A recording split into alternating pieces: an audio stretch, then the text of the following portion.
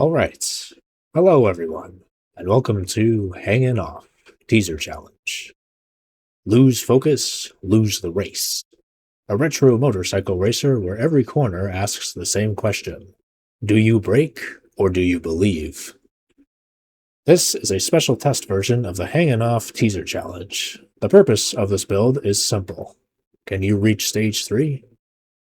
Well, I certainly accomplished that and then some, as you're about to bear witness to here in just a moment.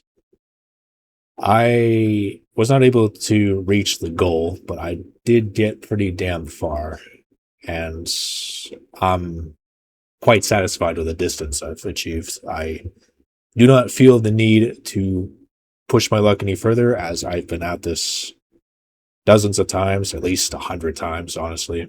I've been at this for a while, so I am fine with what I've got.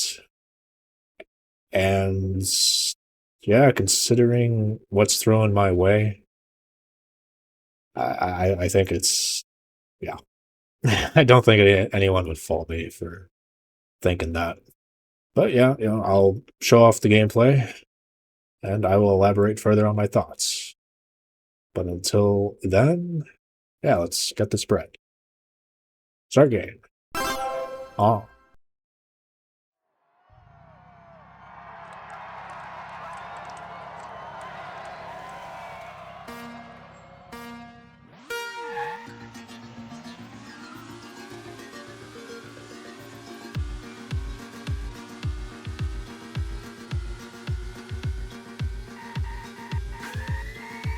This is what you prefer, huh? Okay.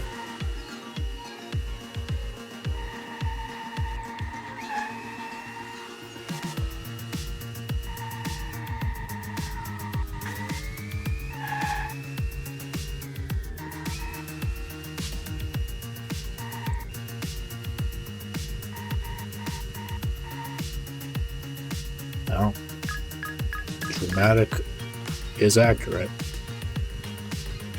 As is the preset for the first person animations.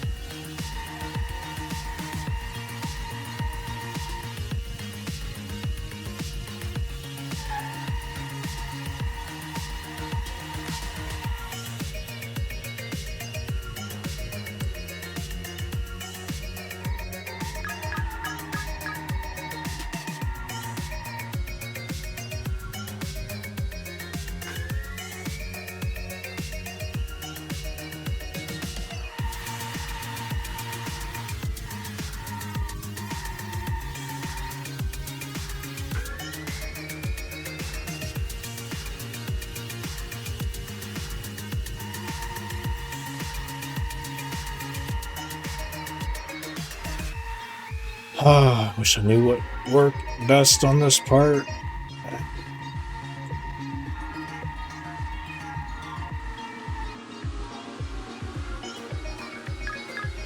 If I could ever make that to 30 seconds or 35 seconds, I bet I could make it to the other checkpoint. Just barely.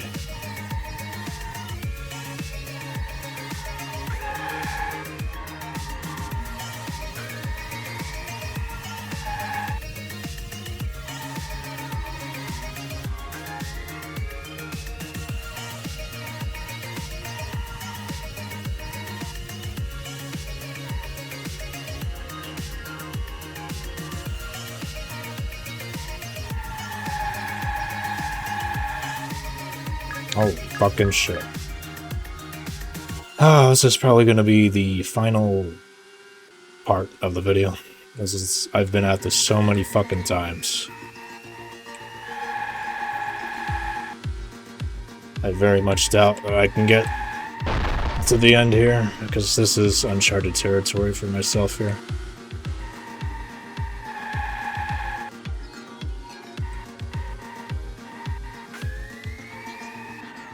Holy fucking shit, it's just all these turns.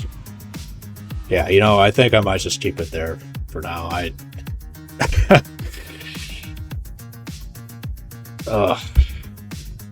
Yeah.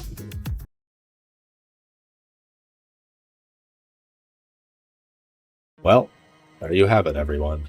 Teaser challenge for Hangin' Off. I really liked this.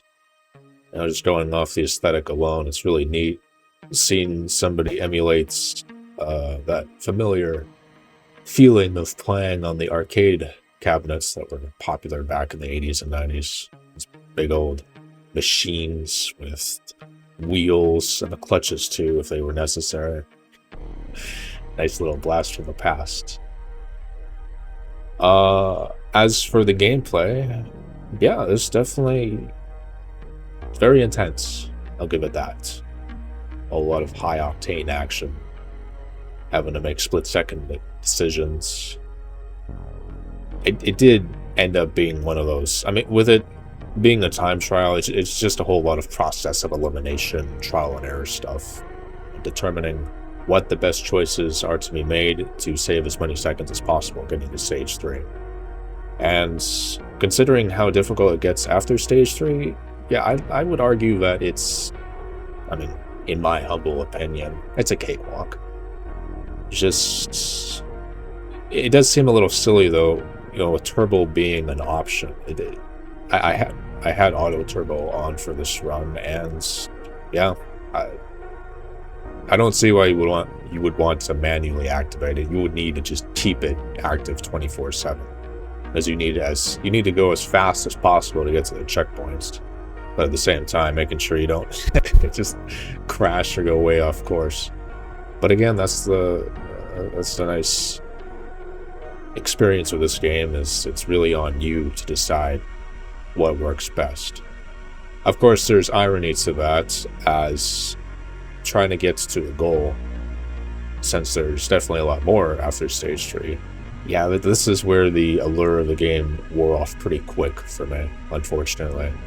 Everything, you know, the charm of being a bike rider going as fast as possible, it got a little frustrating when it just seems like you're not giving it enough time at all to get to the goal, let alone just getting even further beyond stage 3, because more often than not, the one thing that kept killing my runs were the placements of the other bikers. And it really feels like it's not so much skill as it is just a coin toss, because from what I noticed, the bikers spawn in one of 5 ways. Furthest to the left, somewhat to the left, center, somewhat to the right, and furthest right. And if those spawns get in the way of you cutting really tight corners, and if you bump into them, making you lose out on speed, then you have to take even more time getting your turbo back, or it just completely sends you way off course and crash. Any number of things that could happen to you bumping into another rider. Yeah, you would be forced to reset. And that's kind of the annoying thing with time trials, in my opinion, is if there's just one thing that's outside of your control and you unfortunately suffer interacting with something you're trying to avoid, yeah, it just screws over your entire run and you have to reset from scratch. So having to reset over and over and over and over and over again, yeah, everything else would just become diluted. Wouldn't be so much the joy of playing an old school biker game, but just beating your head against the wall. So I would highly recommend either moving the checkpoints just a little bit closer to the player, or at the very least, just something as simple as giving an extra second per checkpoint could be a world of difference. I imagine there'll be more game modes for the full version of the game, and you wouldn't risk annoying the player as much, because I definitely want to see more with what this game can have to offer. But yeah, when it comes to time trials, I don't think everyone's going to be a fan of them. And yeah, I committed as best as I could, but I'm done. I'm fulfilled. Also, I'm not sure what's causing this, but if I reset too much, the camera, when it pans into the biker that I take control of, starts to lag after. I'm not sure why that happens. I've had to restart the game entirely to remove that eyesore, I guess you could call it. Not the biggest problem in the world, but developer, if you're watching this, I would not be a bad idea to fix that. Okay, I've said my piece. I don't need to add anything further, so I'll leave it there. Hopefully everyone enjoyed watching this quickie as much as I enjoyed participating in it myself. I will continue to upload whenever I can on YouTube. Otherwise, I tend to stream on Twitch with all of that relevant information found below in the description. And yeah, have a good rest of your day, everyone. I'll see you in the next video.